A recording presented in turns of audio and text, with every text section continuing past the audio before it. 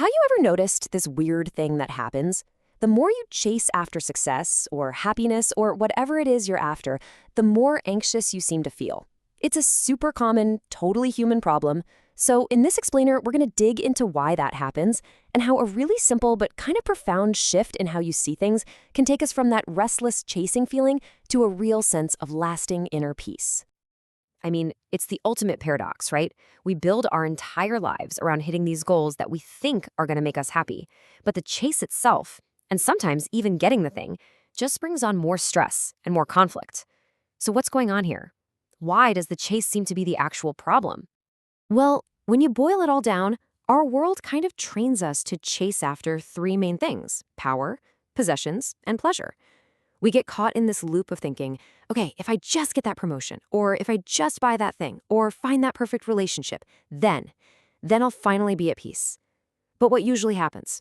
We fix one thing on the outside, and it just opens up a door to a new desire, a new thing to worry about, and a whole new wave of anxiety.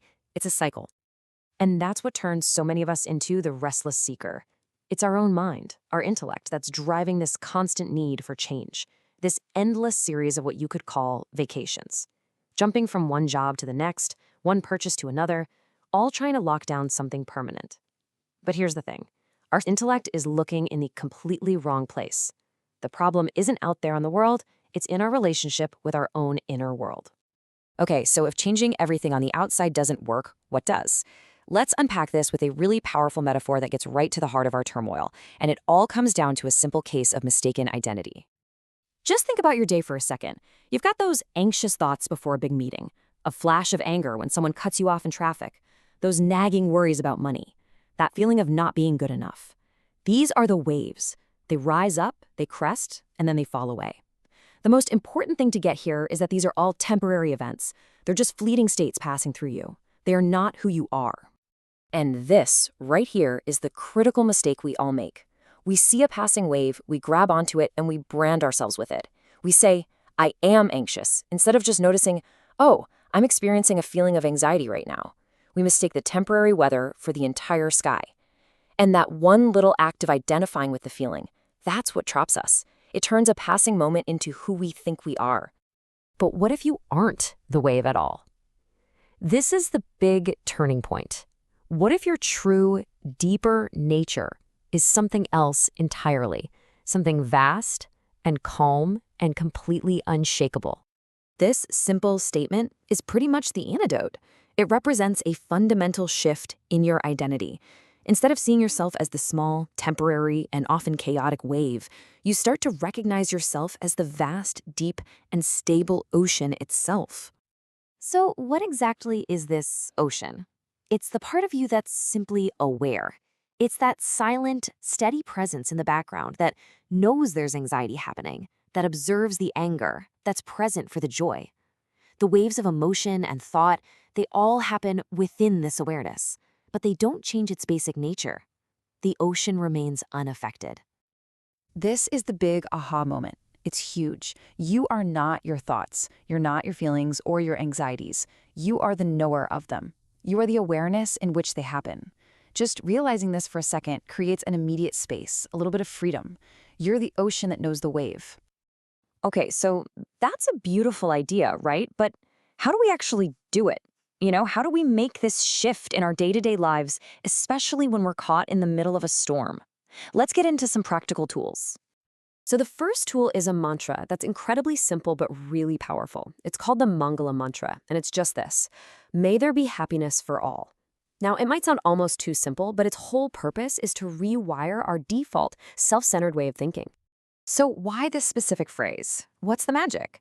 Well, by wishing well for everyone, and I mean everyone, no exceptions, you are deliberately pulling your focus away from my problems and my worries. This practice actively works to reduce those mental habits of jealousy and competition that so often fuel our anxiety. You can think of it as a way of cleaning the inner landscape to make space for both inner and outer peace. All right, now for a brilliant technique to use right when a difficult wave hits. It's called the access method. Let's walk through it real quick. First, A is for awareness. Just notice where you are and how you're sitting or standing. Next, C is for comfort. Find a little bit of ease and steadiness in your body. The next C is the big one. Become a carefree observer. Just notice the thought or feeling, no judgment. Then E is for echo. Internally, just repeat a simple, calming mantra, like the word peace. Next up, S is for space. Notice the little gap that this creates between you and the wave. And finally, the last S stands for stillness. This is where you experience that inner calm that can exist even while you're going about your day. So what happens when we start practicing these tools, when we do it consistently? Well, we start to transform from a restless seeker into what you could call a restful seeker. Let's take a look at what that really means. The difference is pretty stark. You see, the restless seeker identifies with every single wave, which makes them reactive, demanding, and almost always anxious. But the restful seeker, they rest as the ocean. They are aware of all the waves, for sure, but they aren't swept away by them. And this leads to a natural state of being that's peaceful and really resilient. Now, it's really important to be clear here. This isn't about becoming some mystic or developing superpowers. We're not trying to create some magical peace out of thin air. It's much simpler. We are just removing the layers of worry and conditioning and mistaken identity that have covered up the effortless, natural state of peace that is already our true nature. It's already in there. So, I'm going to leave you with a little challenge for today. What is one wave, a specific worry, a recurring irritation, anything that you can practice just observing? Can you just notice it, acknowledge that it's there, and let it pass, all while remembering that you are the vast, calm ocean and not the fleeting wave?